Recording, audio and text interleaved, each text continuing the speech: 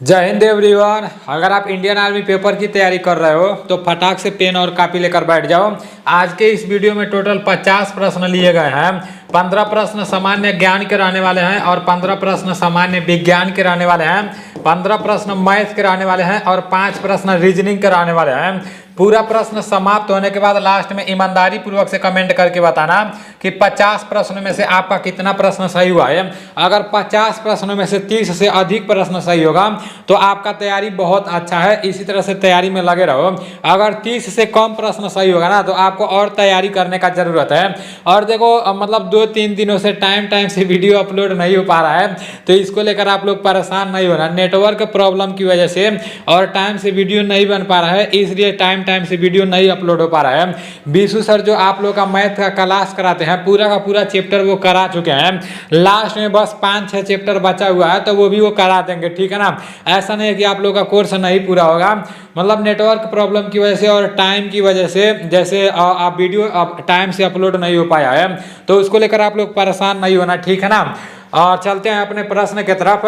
पहला प्रश्न है कि ओलंपिक चिन्ह में कितने वृत्त या गोले होते हैं। मोस्ट इंपॉर्टेंट प्रश्न है, कई बार मैं आप लोगों को बता चुका हूं। ओलंपिक चिन्ह में कितने वृत्त या गोले होते हैं? 4, 6, 7 और 5 है। तो इसका राइट आंसर 5 हो जाएगा। 5 इज राइट आंसर। नेक्स्ट प्रश्न की तरफ चलते हैं। गिनती करते जाना आपका कितना प्रश्न सही हो रहा है। देखो जैसे जैसे दिन समाप्त हो रहा है वैसे वैसे मतलब दिन नजदीक आ रहा है। इंडियन आर्मी की भर्ती अब आने वाली है, ठीक है ना। तो इसलिए मेरे भाई तैयारी में लगे रहो। अगर अभी से तैयारी करते रहोगे ना तो बहुत अच्छा रहेगा। नेक्स्ट प्रश्न है कि संयुक्त राष्ट्र संघ ने कितनी भाषाओं को मान्यता दी है। संयुक्त राष्ट्र संघ, यहाँ यूएनओ के बारे में बात किया जा रहा है, ठीक है ना। यूएनओ का मुख्यालय कहाँ पर है? न्यूयॉर्क में है। संयुक्त राष्ट्र संघ ने कितनी भाषाओं को मान्यता दी है? 5, 6, 7 और 8 है। तो इसका राइट आंसर 6 हो जाएगा। 6 इज राइट आंसर। संयुक्त राष्ट्र संघ ने कितनी भाषाओं को मान्यता दी है? तो 6 भाषाओं को मान्यता दी है। अभी मैं आप लोगों के लिए कम से कम इस वीडियो में 2 से 3 को जीके का प्रश्न छोड़ूंगा। वो आप लोगों के ऊपर डिपेंड करता है कि उसका आंसर दोगे या नहीं दोगे। आप सभी लोगों को कमेंट में बताना है। मैं जो भी प्रश्न आप लोगों को बोलूंगा बताने के लिए उसका आंसर जरूर बताना है, ठीक है ना। उससे जितने लोग भी बताते हैं ना हमेशा के लिए उनके दिमाग में प्रश्न सेट हो जाता है। नेक्स्ट प्रश्न है राज्यपाल पद हेतु न्यूनतम आयु कितनी होती है? 30 वर्ष, 25 वर्ष, 35 वर्ष और 18 वर्ष। पता नहीं कितना बार मैं आप लोगों को बता चुका हूं, गिनती भी नहीं है, ठीक है ना।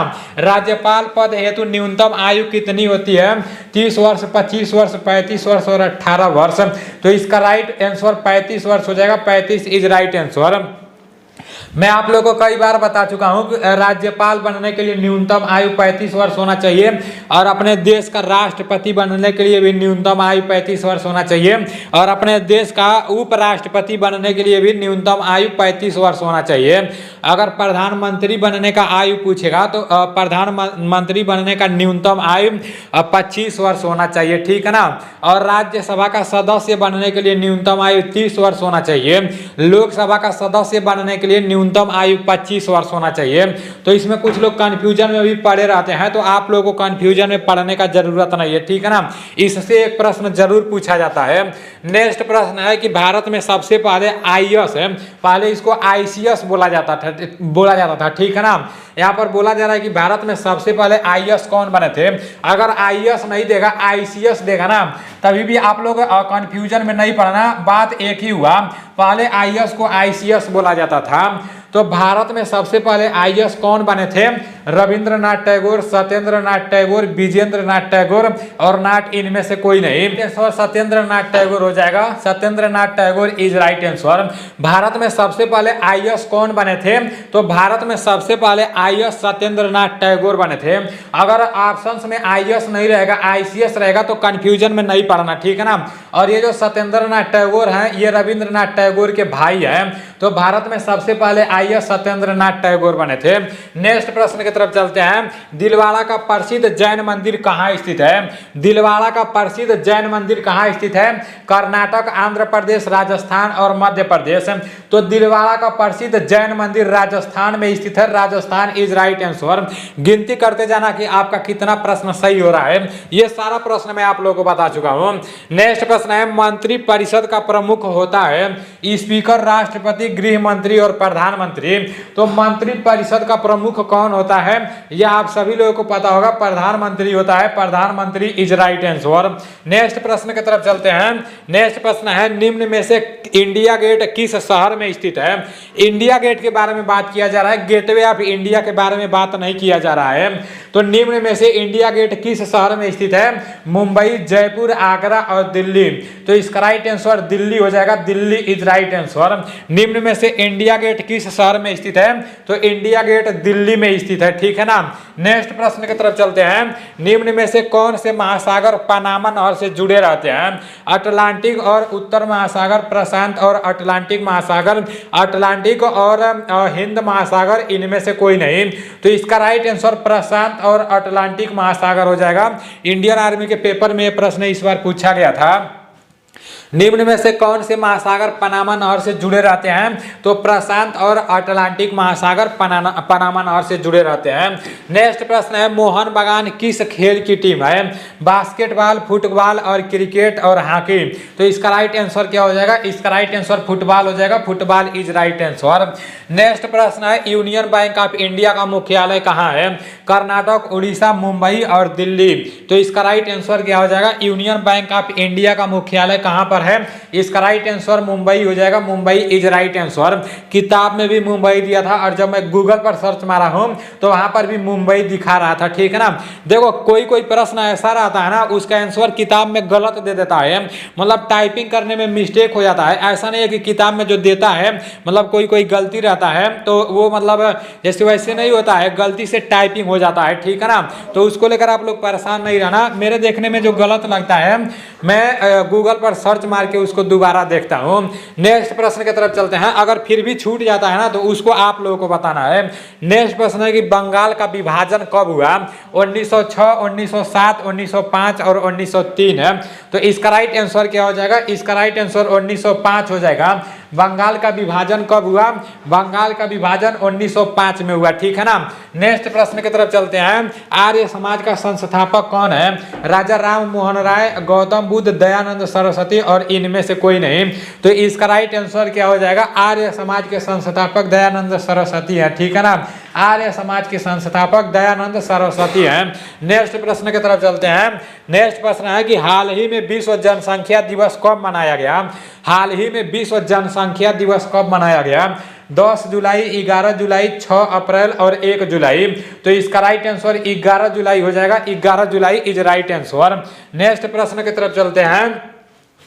नेक्स्ट प्रश्न है, बौद्ध धर्म का पवित्र ग्रंथ है त्रिपिटक, वेद, पुराण और बाइबिल। तो इसका राइट आंसर त्रिपिटक हो जाएगा। Tripitaka is right answer. बौद्ध धर्म का पवित्र ग्रंथ कौन सा है? तो त्रिपिटक है। नेक्स्ट प्रश्न है कि विश्व में सबसे ज्यादा कोयला उत्पादक देश कौन सा है? भारत, चीन, रूस और अमेरिका। तो इसका राइट आंसर क्या हो जाएगा? इसका राइट आंसर चीन हो जाएगा। चीन इज राइट आंसर। यहाँ पर पूछा गया कि विश्व में सबसे ज्यादा कोयला उत्पादक देश कौन सा है? तो विश्व में पूछेगा तो चीन हो जाएगा, ठीक है ना। अगर पूछेगा भारत में सबसे ज्यादा कोयला उत्पादन कहां पर होता है तो वो झारखंड में होता है, ठीक है ना। झारखंड के धनबाद में होता है। नेक्स्ट प्रश्न की तरफ चलते हैं। नेक्स्ट प्रश्न सामान्य विज्ञान का है कि नेत्रदान के समय आंख का कौन सा भाग दान किया जाता है? रेटिना, कार्निया, आइरिस और पुतली। इसका राइट आंसर कार्निया हो जाएगा। Cornea is right answer. नेत्रदान के समय आंख का कौन सा भाग दान किया जाता है? तो कार्निया दान किया जाता है। नेक्स्ट प्रश्न है कि मनुष्य के हृदय में कक्षों की संख्या होती है 3, 4, 5 और 6। तो इसका राइट आंसर 4 हो जाएगा। 4 इज राइट आंसर। नेक्स्ट प्रश्न की तरफ चलते हैं। विटामिन बी की कमी से कौन सा रोग होता है?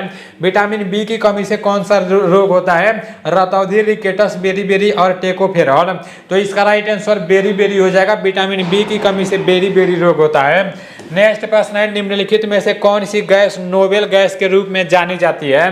हाइड्रोजन, ऑक्सीजन, हीलियम और कार्बन है। इसका राइट आंसर हीलियम हो जाएगा। Helium is right answer. गिनती करते जाना आपका कितना प्रश्न सही हो रहा है, ठीक है ना। नेक्स्ट प्रश्न है, जल को शुद्ध किस गैस से किया जाता है? जल को शुद्ध किस गैस से किया जाता है? नाइट्रोजन, अमोनिया, क्लोरीन और प्रभाजी आसवन। इसका राइट आंसर क्लोरीन हो जाएगा, क्लोरीन इज राइट आंसर। जल को शुद्ध किस गैस से किया जाता है? तो जल को शुद्ध क्लोरीन से किया जाता है। नेक्स्ट प्रश्न है, लार के पाचन में मदद करती है पेप्सिन, रेनिन और लाइसोजाइम स्टार्च। इसका राइट आंसर क्या हो जाएगा? इसका राइट आंसर स्टार्च हो जाएगा। लार के पाचन में मदद करती है, क्या मदद करती है? तो स्टार्च मदद करती है।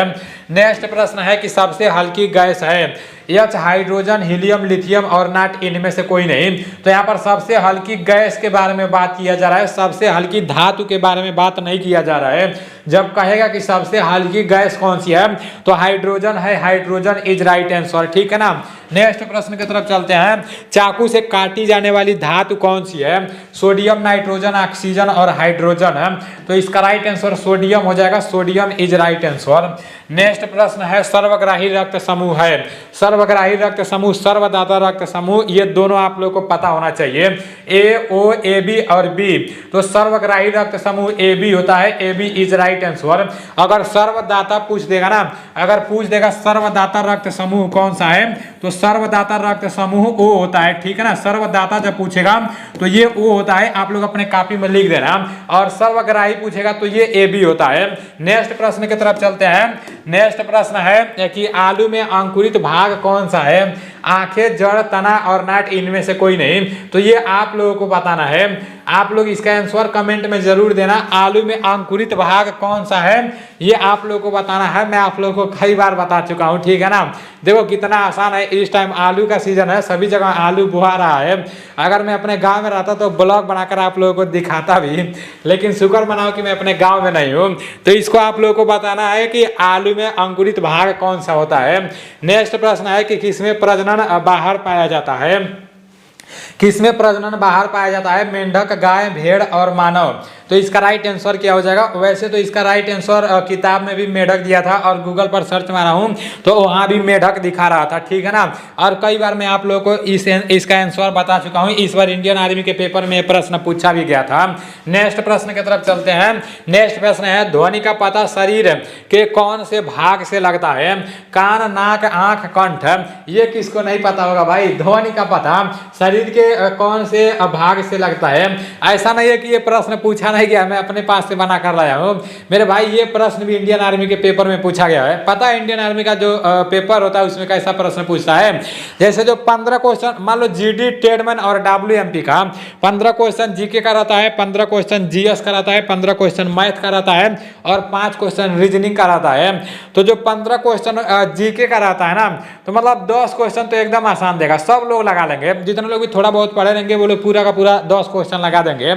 उसके से जो 5 क्वेश्चन आता है ना वो थोड़ा हार्ड टाइप का देता है। तो मतलब इस तरह का पेपर होता है, हर सब्जेक्ट में इसी तरह से होता है। मतलब 10 को 12 को सब लोग लगा देते हैं, लेकिन लास्ट वाला 1-2 को जो फंसता है ना उसी से फाइनल मेरिट बनता है, ठीक है ना। और वही आप लोगों को ज्यादा मतलब उसी को जोड़ लगाकर ज्यादा आप लोगों को देखना है। तो ध्वनि का पता शरीर के कौन से भाग से लगता है? कानवा से लगता है, ठीक है ना। कान इज राइट आंसर। नेक्स्ट प्रश्न की तरफ चलते हैं। रेशेदार प्रोटीन है प्रोलामीन और एल्बुमिन, कोलेजन और कैरोटीन। इसका राइट आंसर आप लोगों को बताना है। इसमें से कौन सा सही होगा आप लोग कमेंट करके बताना, ठीक है ना, क्योंकि मैं आप लोगों को नहीं बताऊंगा इसका आंसर। निम्न में से भौतिक परिवर्तन है, ये भी आप लोगों को बताना है। इसलिए मैं बोल रहा हूं क्योंकि इतना बार मैं बता चुका हूं भौतिक परिवर्तन किसे कहते हैं, रासायनिक परिवर्तन किसे कहते हैं, बहुत बार मैं आप लोगों को बता चुका हूं। अगर आप लोग नहीं बताओगे तो फिर भाई बुरा बात है, ठीक है ना। भौतिक परिवर्तन किसे कहते हैं कई बार मैं आप लोगों को बताया हूं। नेक्स्ट प्रश्न है कि चींटी के डंक या काटने पर क्या लगाया जाता है? क्षार, बेकिंग सोडा, बर्फ और नट, इनमें से कोई नहीं। तो इसका राइट आंसर क्षार हो जाएगा। चींटी के डंक या काटने पर क्या लगाया जाता है? तो क्षार लगाया जाता है, ठीक है ना। अभी आप लोगों के सामान्य ज्ञान के 15 प्रश्न समाप्त हो चुके हैं, सामान्य विज्ञान के भी 15 प्रश्न समाप्त हो चुके हैं। अब विशु सर आ रहे हैं मैथ का क्लास कराने के लिए। तो आप लोग पेन और कॉपी लेकर बैठ जाओ। और देखो मतलब आप लोगों का ज़्यादा चैप्टर नहीं बचा हुआ है, बस 4 से 5 चैप्टर बचा हुआ है। जितने लोग मैथ शुरू से नहीं पढ़े हो ना, तो आप लोग प्ले लिस्ट में जाना। बीसू सर जिनका 6 साल का एक्सपीरियंस है और 1000 से अधिक लोगों को फौजी बना चुके हैं, 1200 से 1300 लोगों को फौजी बना चुके हैं। तो वो अपने मतलब अपने भाषा में, बिल्कुल देसी भाषा में पूरा का पूरा चैप्टर वाइज पढ़ाया है मैथ है। तो प्ले लिस्ट में आप लोगों को सारा चैप्टर मिल जाएगा। प्ले लिस्ट का लिंक मैं डिस्क्रिप्शन में दे दूंगा, ठीक है ना। जय हिंद दोस्तों, मैं विशु आर्य स्वागत करता हूं आपका आपके अपने YouTube channel Nilesh defence academy पर। और जैसा कि आपका चला हुआ था, पहले नीलेश भाई ने आपको जीके और साइंस के 15 क्वेश्चन जीके और 15 साइंस के क्वेश्चन कराए, मतलब 30 क्वेश्चन कराए। और 30 क्वेश्चन क्या, वो क्वेश्चन है जो ओरिजिनल पेपर जैसे क्वेश्चन है, क्योंकि ओरिजिनल पेपर में भी इसी तरह के क्वेश्चन मिलते हैं। सेम उसी के पैटर्न पर आपको ओरिजिनल जो टीसीएस करा रहा है अब की बार आपका अग्निवीर का एग्जाम, सेम उसी के पैटर्न पर आपके क्वेश्चन रखे नीलेश भाई ने। और उसके बाद आपका पोर्शन चलता है, तीसरा पोर्शन। फर्स्ट सेकंड में पोर्शन में आपका जीके कराया, सेकंड में आपका कराया साइंस, और तीसरा पोर्शन चलता है दोस्तों आज का मैथ्स का। और मैथ्स भी दोस्तों मैं आपको वो करा रहा हूं जो आर्मी के रिपीटेड क्वेश्चन हैं, जो पिछले ओरिजिनल पेपर में जैसे क्वेश्चन आए उसी के जैसे, या कुछ क्वेश्चन बिल्कुल एज इट इज मैं आपको करा रहा हूं। तो ये आपके मोस्ट इंपोर्टेंट क्वेश्चन होने वाले हैं दोस्तों। बड़ा ध्यान से देखें क्लास को, कैसे हमें क्लास करना है, कैसे हमें क्वेश्चन करना है और कैसे हमें क्वेश्चन के आंसर तक पहुंचना है। देखो बहुत से बच्चे क्या करते हैं, क्वेश्चन करना तो शुरू कर देते हैं लेकिन क्वेश्चन के आंसर तक नहीं पहुंच पाते। हमें परफेक्टली आंसर तक कैसे पहुंचना है और बड़े कम टाइम में कैसे पहुंचना है, उसी के लिए चलते हैं आज के अपने 31वें क्वेश्चन पर। क्वेश्चन के अंदर बोल दिया कि 2 राम तथा श्याम की आयु का अनुपात। देखो एक राम दिया और एक श्याम दिया। राम और श्याम दोनों की आयु का जो अनुपात है वो 6:5। इसका मतलब क्या, राम के पास 6 अनुपात है और श्याम के पास 5 अनुपात है तथा उनकी आयु का योग 66 वर्ष। तो योग जो दे दिया वो 66 वर्ष दे दिया। मतलब क्वेश्चन के अनुसार 6 और 5 है और टोटल जो अनुपात है 6:5 और योग है 66। तो 6 और 5 का योग आया 11, 11 का मान 66, तो 1 का मान 66 का बटे 11। तो 11 से कट गया ये 6 बार, 1 अनुपात का मान 6 है। तो इसने कहा राम की आयु बताओ।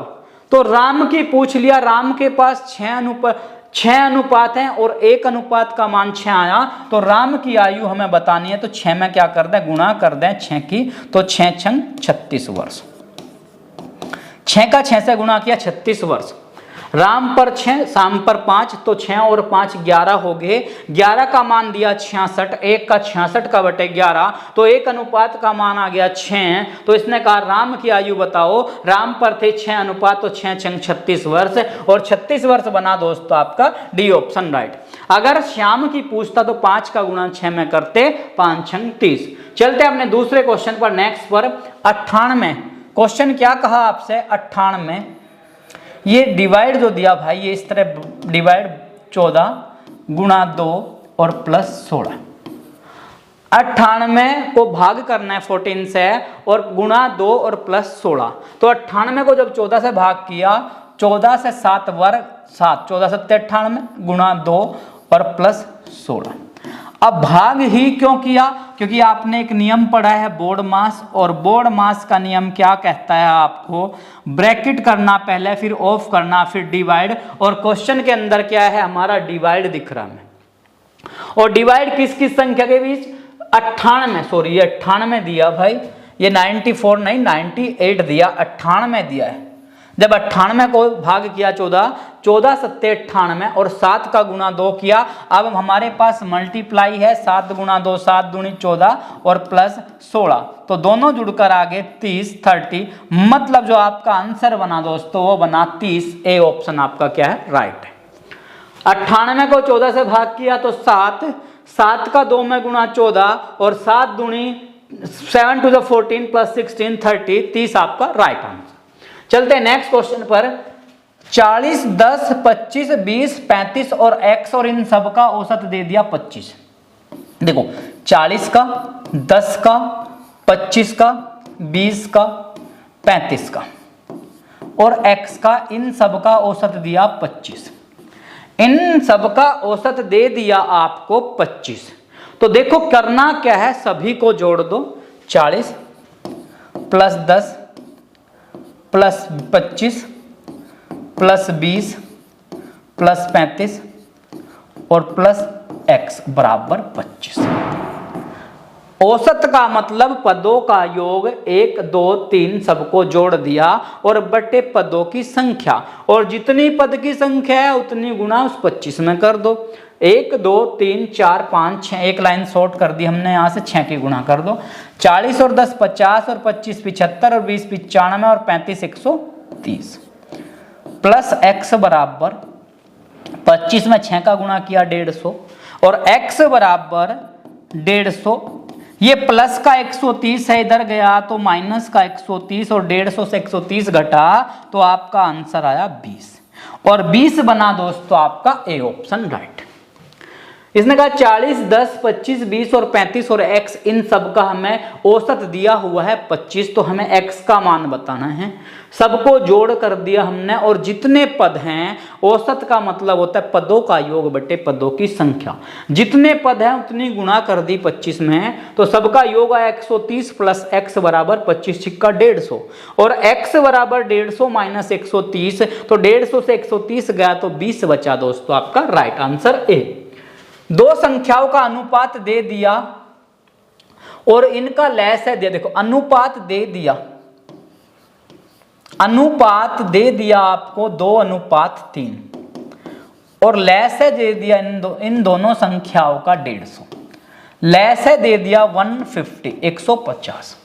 दो संख्याओं का अनुपात दे दिया 2:3 और लैस है दे दिया 150। अगर हम 2 और 3 का लैस है निकाल लें, 2 और 3 का लैस होता है 6 और लैस है इसके अनुसार कितना दिया 150 दिया, तो 6 का मान 150, 1 का मान 150 का बटा 6, 6 से काट लिया, 6 दूनी 12 3 0 6 5 30, तो आंसर आया आपका 25। आंसर आया 25 मतलब एक अनुपात का मान आया 25 और संख्या थी 2 और 3 अनुपात में, तो 2 गुणा कर लो आप 25 से, तो 25 का 2 गुणा किया तो 50, फिर 3 गुणा कर लो आप 25 से और 25 का 3 गुणा किया, 25 3 75, तो एक संख्या 50 आई और एक 75 आई, तो ऑप्शन सी क्या बना दोस्तों आपका राइट आंसर बना। 2:3 और लैस है दिया 150, तो जब लैस है दे रखा तो हमने क्या करना, लैस है निकालना। 2 और 3 का 6 और 6 का मान 150, एक 150 का बटा 6 तो 25 आ गया। अब क्या करा, 2 का 25 से गुणा किया 50 और 3 का 25 से 25 3 75, 50 और 75 आपका राइट आंसर। चलते हैं नेक्स्ट क्वेश्चन पर। किसी भिन्न के अंश में 150% की वृद्धि तथा हर में 150, अंश में तो कह रहा है 140% वृद्धि तथा हर में 150% वृद्धि करने पर 4/15 भिन्न प्राप्त होती है, तो प्रारंभिक भिन्न बताओ। देखो प्रारंभ में जो भिन्न थी वो x/y थी, जब इसमें 140 की वृद्धि हुई तो 100 में 140 बढ़ाओ तो 240 हो गया, 100 में 140 बढ़ाओ, अब 100 में 140 क्यों बढ़ाया हमने, क्योंकि जो शुरुआत वाली वैल्यू थी वो 100 थी, 100 में 140 तो 240।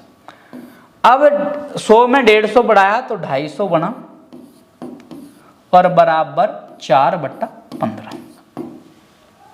क्या किया, जो पहली भिन्न थी वो अपने आप में 100% थी, तो 100 में जब मैंने 140 बढ़ाया तो आपका हो गया 240, और जब आपने क्या किया 100 में 150 बढ़ा दिया, 100 में 150 बढ़ा दिया तो आपका हो गया 250, तो 240 का बटे 250 बना आपका ये, तो x/y गुणा 240 का बटा 250 बराबर 4/5 और x/y बराबर 4/15, 4/15 ये इधर वैल्यू गई बराबर से दूसरी साइड गई। अगर कोई संख्या इधर गुणा में है तो उधर भाग में जाएगी, तो नीचे की वैल्यू गई आपके ऊपर 250 और नीचे गया आपका 240। 0 से 0 कट गया, अब 4 से कट गया, 4 से 6 बार कट गया, 4 छिक्का 24, 15 से कट गया 15, 5 से कट गया 5 तिया 15, 5 25, तो x/y ऊपर की वैल्यू क्या होगी, पूरी कट गई, ऊपर बच गया आपका 5, ऊपर बच गया दोस्तों 5 और नीचे बचा 36 तो जो प्रारंभिक भिन्न थी वो 5/18 थी।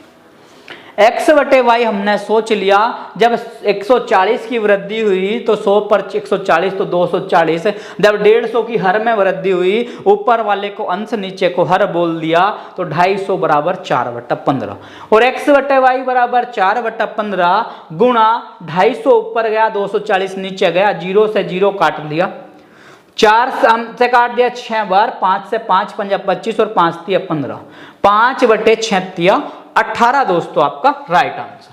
चलते हैं नेक्स्ट क्वेश्चन पर। एक रेलगाड़ी 15 घंटे में 1350 किलोमीटर की दूरी तय करती है, तो चाल बतानी है। आपको पता है चाल बराबर होता है दूरी बटा समय, चाल बराबर होता है दूरी बटा समय और दूरी दे दिया आपको 1350 किलोमीटर, 1350 किलोमीटर सॉरी, और कितना टाइम में, 15 घंटे में। 1350 किलोमीटर की दूरी जो तय करी वो 15 घंटे में तय करी।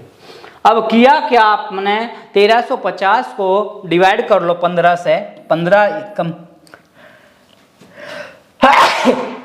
15 से काट लिया तो 15 9 135 और 0 90 किलोमीटर प्रति घंटा। यहां तक तो आपके शायद क्वेश्चन क्या समझ आ चुका होगा। बस 1350 को डायरेक्ट 15 से काट लिया तो दोस्तों बना 90 किलोमीटर प्रति घंटा, लेकिन अपना आंसर तो नहीं है इधर 90 किलोमीटर। तो करना क्या है, मीटर प्रति सेकंड में चेंज करना, तो 90 यहाँ ऐसा का ऐसा ही लिखा और गुणा किलोमीटर को चेंज करेंगे मीटर में, किलोमीटर को मीटर में चेंज करेंगे दोस्तों तो 5/18 हो जाएगा। किलोमीटर को चाल मीटर प्रति सेकंड में पूछ लिया, हमारा आंसर किस में है, किलोमीटर में। अब छोटे में बदलना है तो 5/18, 18 से 5 बार और 5 का 5 में गुणा, 5 पंजा 25, तो क्या आया 25 मीटर प्रति सेकंड आपका आंसर आ गया। 25 मीटर प्रति सेकंड, तो आपका डी ऑप्शन राइट है। चाल बराबर दूरी बटा समय, 1350 15 घंटे में, तो आगे 90 किलोमीटर प्रति घंटा और 90 को चेंज कर दिया किलोमीटर प्रति घंटा को मीटर प्रति सेकंड में, तो गुणा 5/18, 18 से 5 और 5 पंजा 25 मीटर प्रति सेकंड आपका राइट आंसर। चलते हैं नेक्स्ट क्वेश्चन पर। ए तथा बी बोल दिया, ए और बी एक काम को, इंपॉर्टेंट क्वेश्चन, 20 दिन, बी और सी उसी काम को 15 दिन में, और सी और ए मिलकर उसी काम को 12 दिन में करते हैं। ए और बी 20, बी और सी 15, सी और ए 12 दिन में, तो तीनों मिलकर कितने दिन में इस कार्य को करेंगे। अब तीनों मिल गए तो 60 एलसीएम आ गया। अब 20 से कट गया 20 तिया 60, 15 से कट गया 4 बार और 12 से कट गया 3 बार, तो सबको जोड़ दिया। क्यों जोड़ दिया, क्योंकि ये जो कार्य आया वो एक दिन का कार्य आया, मतलब ये जो कार्य है वो एक दिन का कार्य है। ए एक दिन में 3 काम कर रहा, बी 4 और सी फिर 12 पंजे 60 भाई सॉरी 12 से 5 बार कटा, 12 पंजे 60, ये 5 है, 3 4 7 और 5 12, यानी कि तीनों मिलकर रोज का 12 काम कर रहे हैं और काम करना 60, तो कितना समय लगेगा, तीनों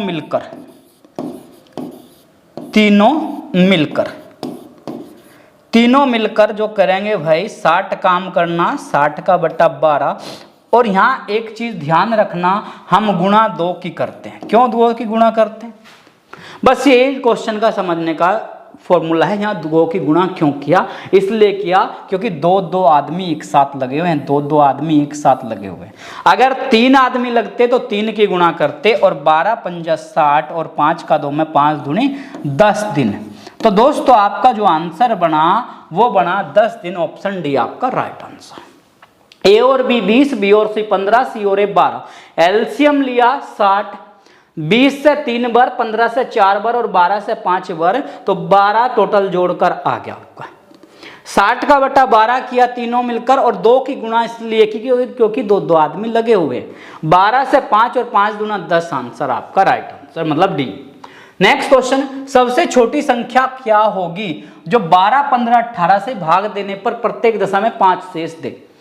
वह छोटी से छोटी संख्या जिसको 12 से 15 से और 18 से भाग करते हैं तो 5 शेष दे। जब भी छोटी से छोटी संख्या कहता है तो एलसीएम निकाल देंगे किसका, जो वैल्यू दिया हुआ है। तो 12 का, 15 का और 18 का आप लेस है निकाल लो। अब 2 से काट लिया, 2 छिक्का 12, 15 नहीं कटता जुक्का तू, और ये कट गया तो 9। फिर 2 से काट लिया 3, 15 और 9। 3 से काट लिया 1, 5 और 3। फिर 3 से काट लिया 1, 5 और 1। फिर 5 से काट लिया 1, 1 और 1। अब क्या किया, इस सब की गुणा कर दिया। 2 दूनी 4, तिया 12, तिया 36, पंजा 180।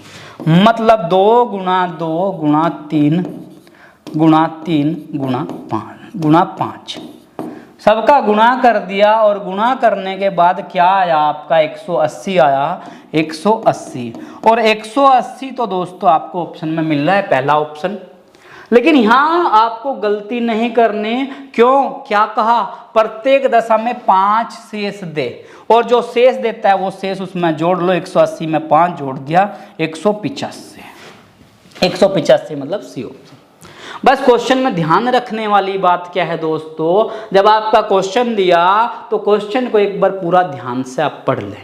अगर आपने क्वेश्चन को अच्छे से पढ़ लिया तो उसके बाद क्या होगा, आप क्वेश्चन के आंसर पर तो चले जाओगे, लेकिन परफेक्ट आंसर पर तभी जाएंगे जब हम क्वेश्चन को अच्छी तरह पढ़ लेंगे।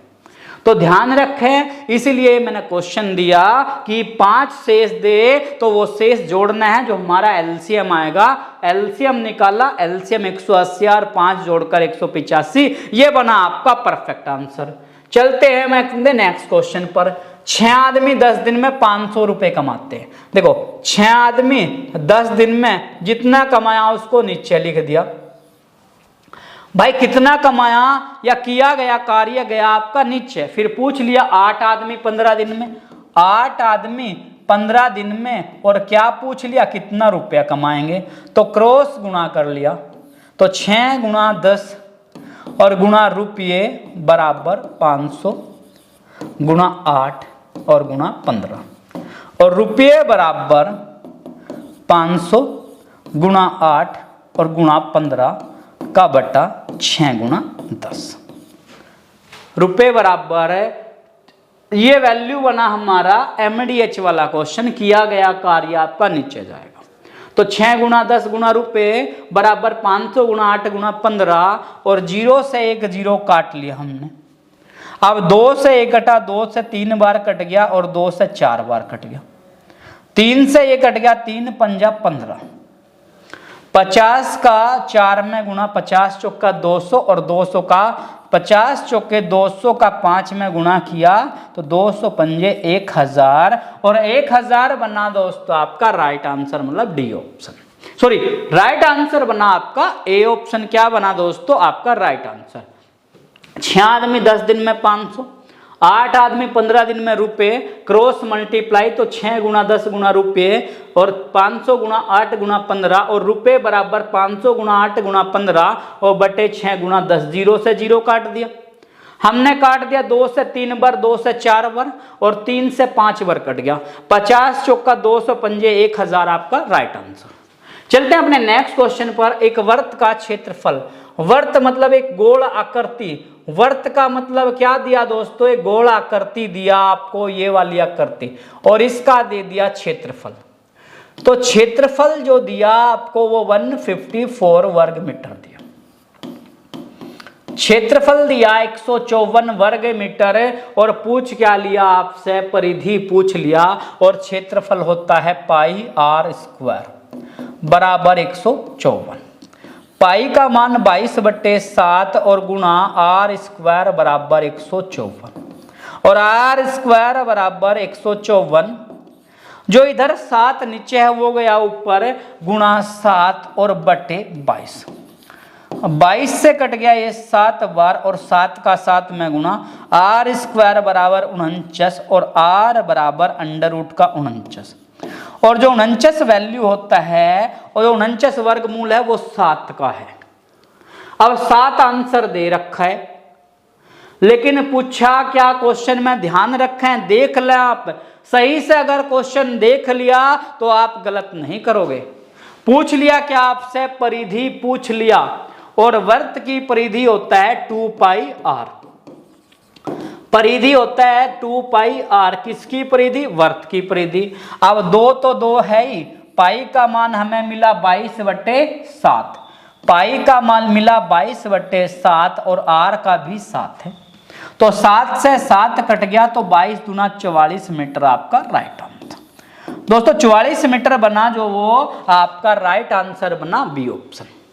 देखो क्षेत्रफल दिया 154, तो क्षेत्रफल होता है, जब क्षेत्रफल दिया तो फॉर्मूला भी क्षेत्रफल का रखना।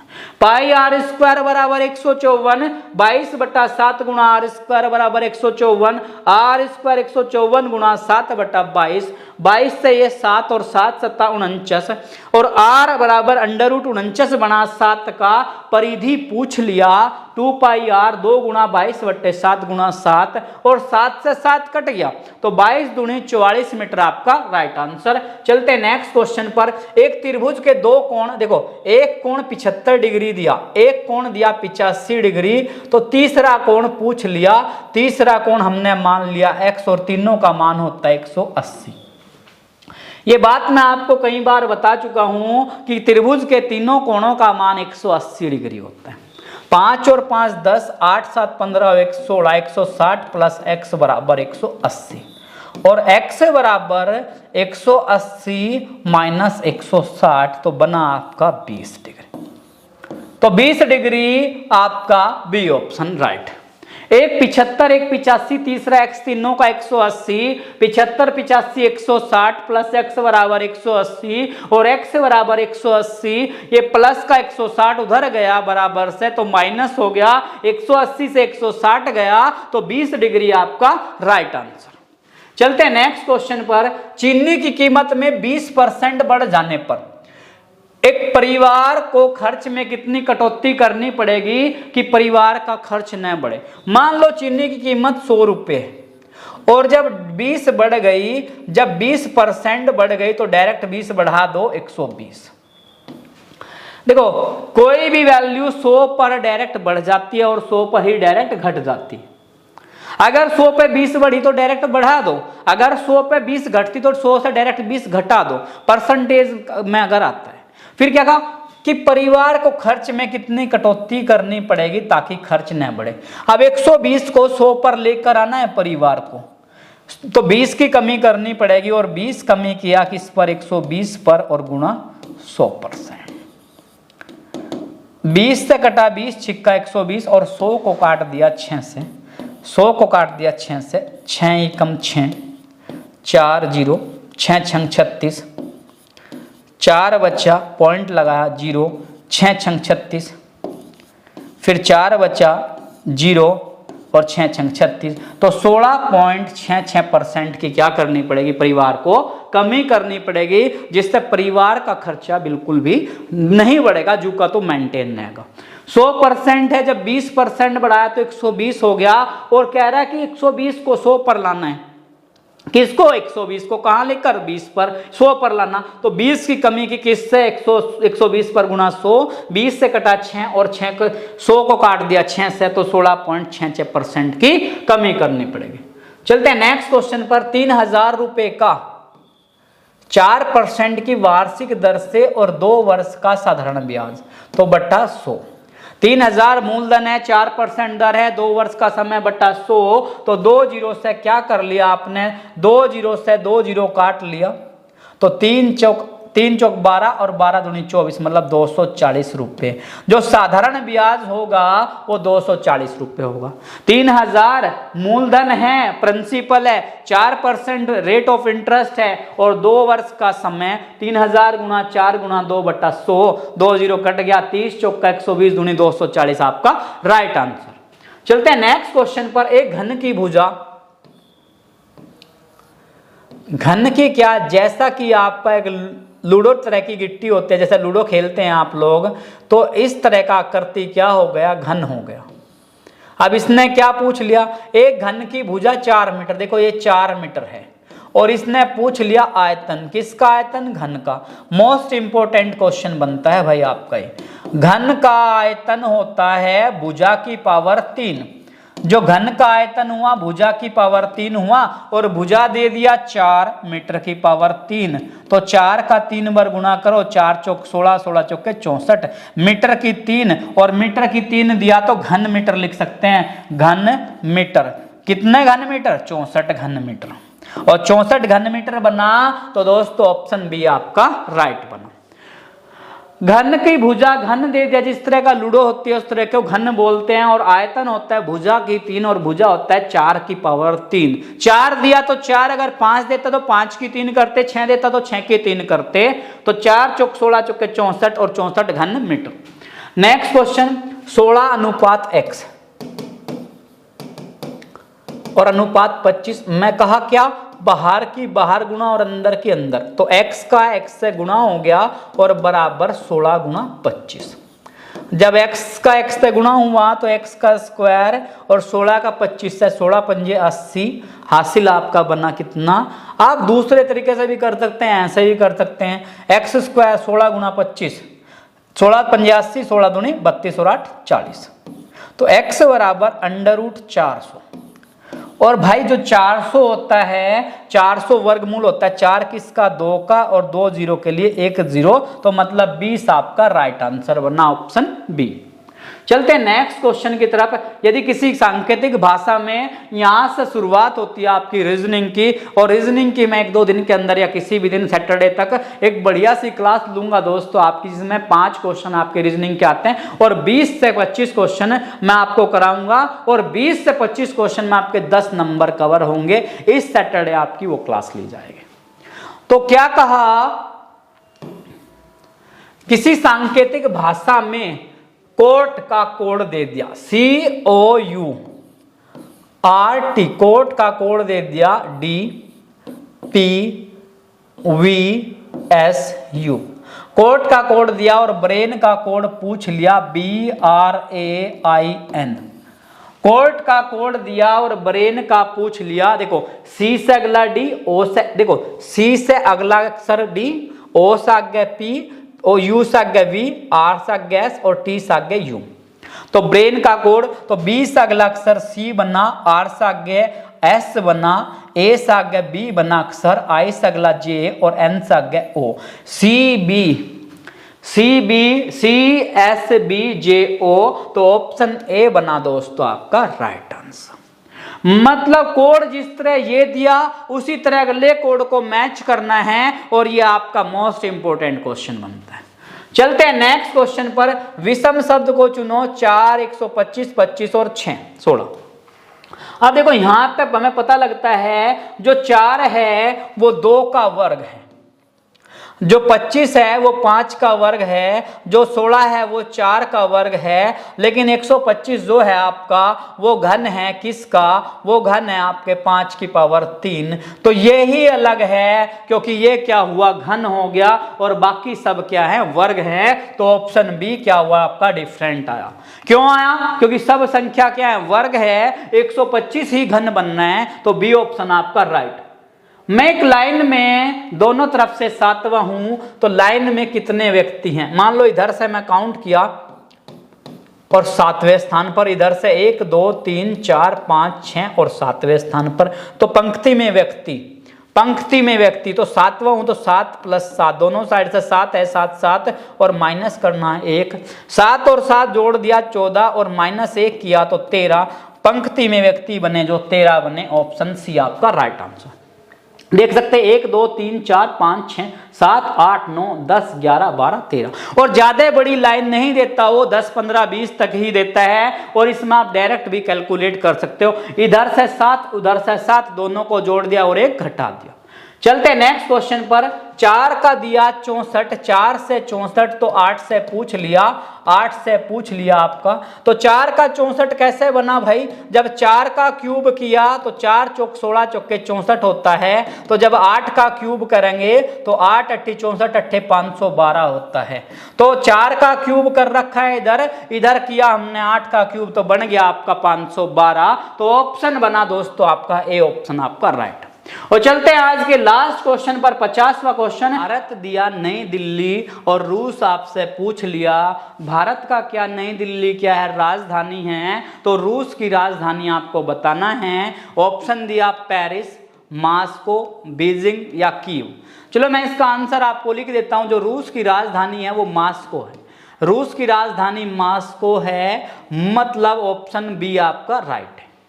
और रूस के जो मुद्रा है रूस की रूबल। जो रूस की मुद्रा है उसका नाम, जैसे हमारी मुद्रा रुपया है तो रूस की मुद्रा का नाम रूबल है। और रूस के राष्ट्रपति हैं, बड़े फेमस नाम हैं, Vladimir Putin. Most important exam में बनता है आर्मी के, व्लादिमीर पुतिन इनका नाम है। और जो रूस का राजधानी मैंने बता दिया मॉस्को, मुद्रा रूबल और राष्ट्रपति का नाम व्लादिमीर पुतिन है। और रूस की संसद का नाम आप आंसर कमेंट सेक्शन में रिप्लाई करेंगे। और रूस का राष्ट्रीय खेल फुटबॉल भी है, फुटबॉल भी राष्ट्रीय खेल है रूस का। और रूस का दूसरा राष्ट्रीय खेल शतरंज भी है।